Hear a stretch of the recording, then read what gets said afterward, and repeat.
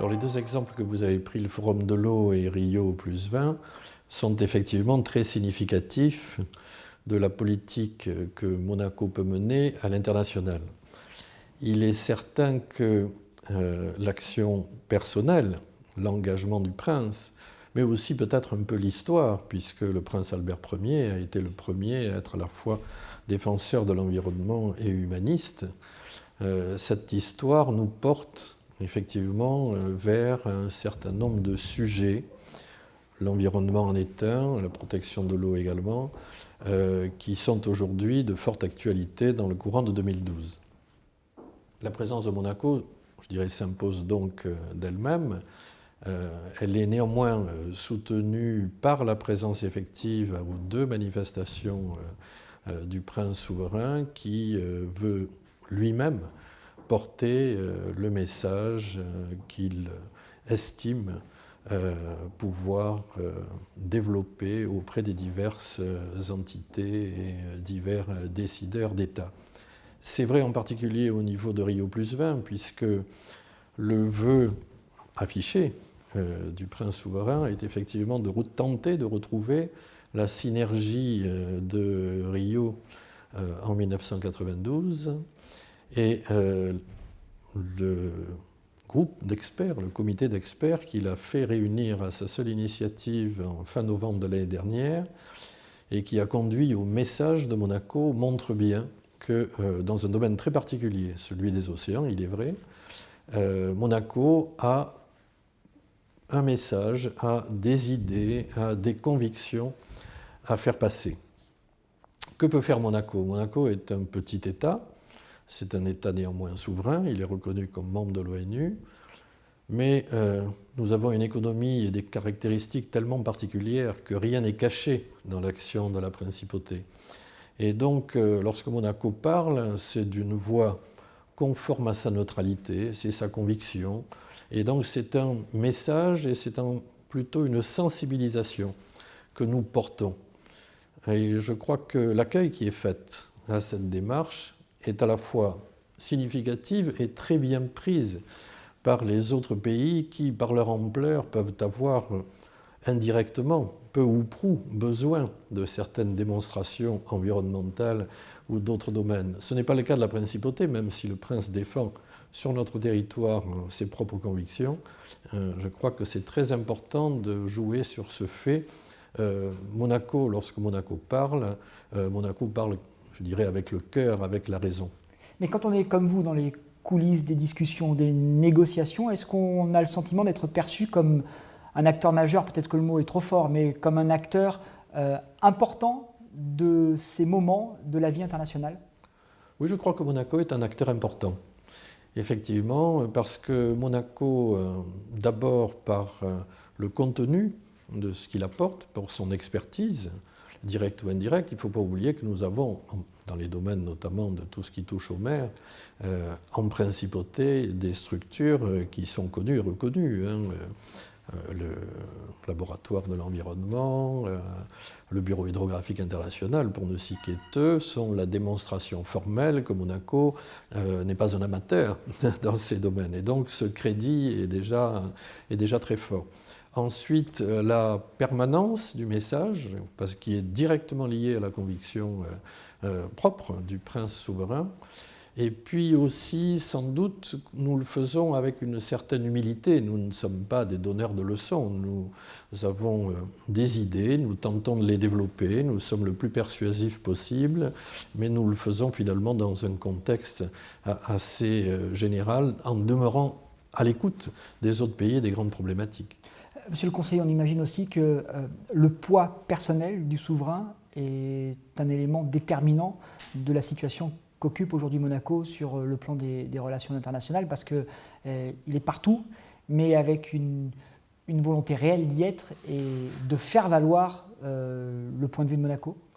C'est indéniable. Je crois que le charisme personnel et la conviction que le prince développe pour ces sujets est connu de tous.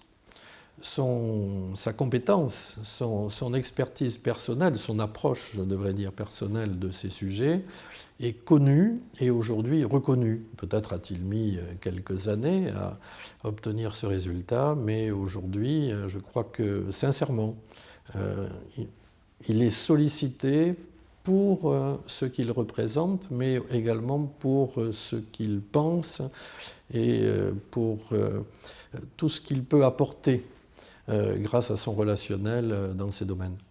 Alors, sur une autre thématique qui est celle de la coopération, Monaco aussi commence à être un État extrêmement reconnu de par la constance de ses efforts et l'efficacité. Alors Monaco n'aura jamais la possibilité de déverser des sommes à l'instar d'autres très grands pays.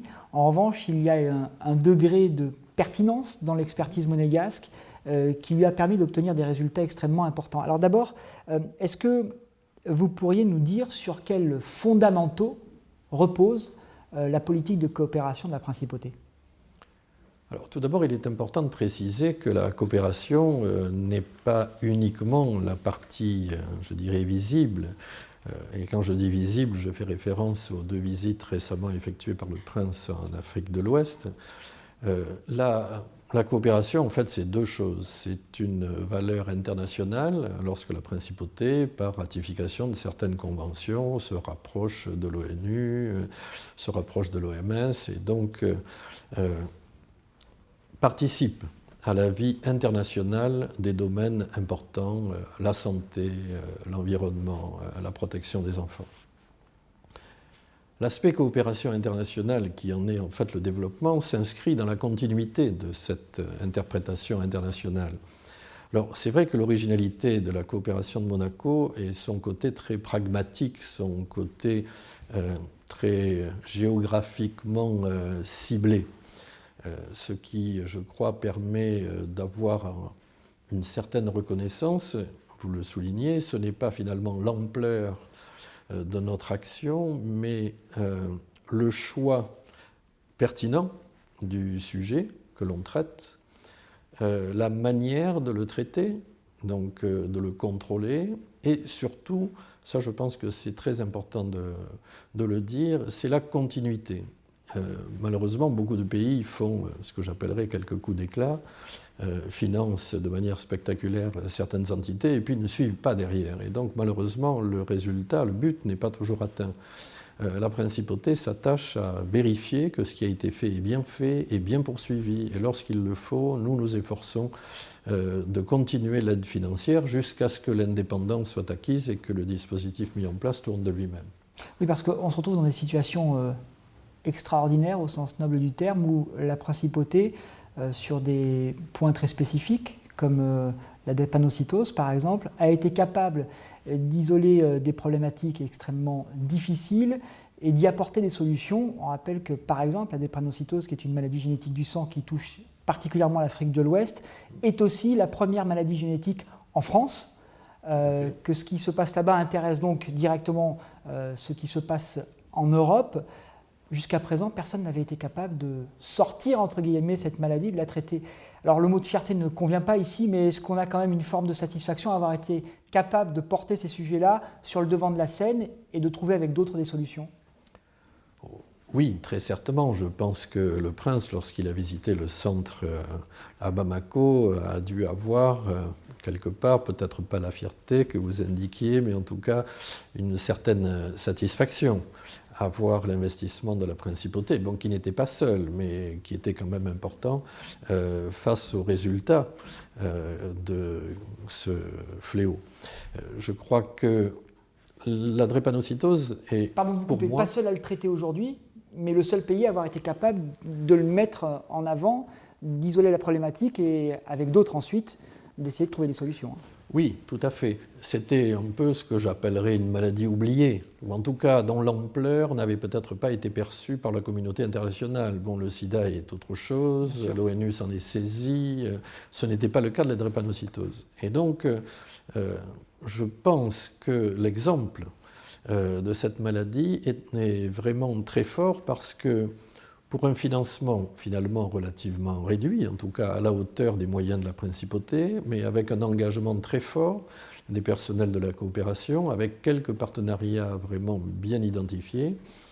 La lutte contre la drépanocytose s'est mise en place et se poursuit. Donc aujourd'hui c'est le Mali, demain le Burkina, ensuite le Niger, et petit à petit la régression de cette maladie disons, est à nos portes. C'est une perspective tout à fait réaliste.